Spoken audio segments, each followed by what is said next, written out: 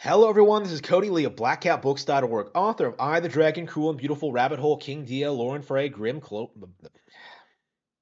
I, the Dragon, Cruel and Beautiful, Rabbit Hole, Lauren Frey, and the upcoming Jaw of the Dragon. So, there has been a lot of talk about Bayonetta 3 on message boards, right, recently. Ever since the game came out, there's been, of course, like the typical like damage control, trying to say the game isn't that good, that it's not as good as Devil May Cry 5, that like there are too many like gimmicks and mini games, all sorts of like weird stuff, like complaining about the story.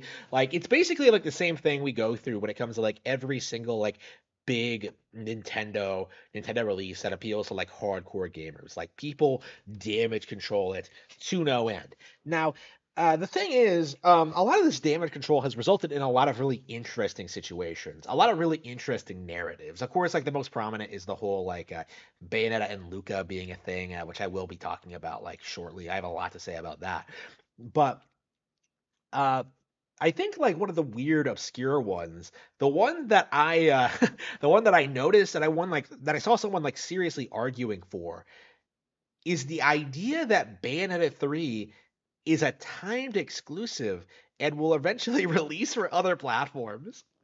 That is the big new that is like a narrative that I've seen put forward by like an individual online. That is like a legit theory that I heard that Bayonetta 3 is gonna be a timed exclusive. Now this is obviously nonsense because we know Nintendo's like published the game, they funded it, like Platinum had to go to them to like pitch it. It's interesting to me how desperate people are to like kind of present this narrative that Nintendo exclusives will someday go multi-plat. Like this has been a reoccurring trend for like a long time. I think Astral Chain got hit by this too. I think lots of these like mature Nintendo games tend to get like hit by this. Like Xenoblade, I think for a long time, like people thought it might go multi-plat eventually before like it kind of settled that like Monolith Soft was a Nintendo owned subsidiary. Like there's been like a lot of talk along these lines when it comes to like Nintendo titles going like multi-plat, but like Bayonetta 3, really? You really think that has a chance of happening ever? Like it just doesn't make any sense, really.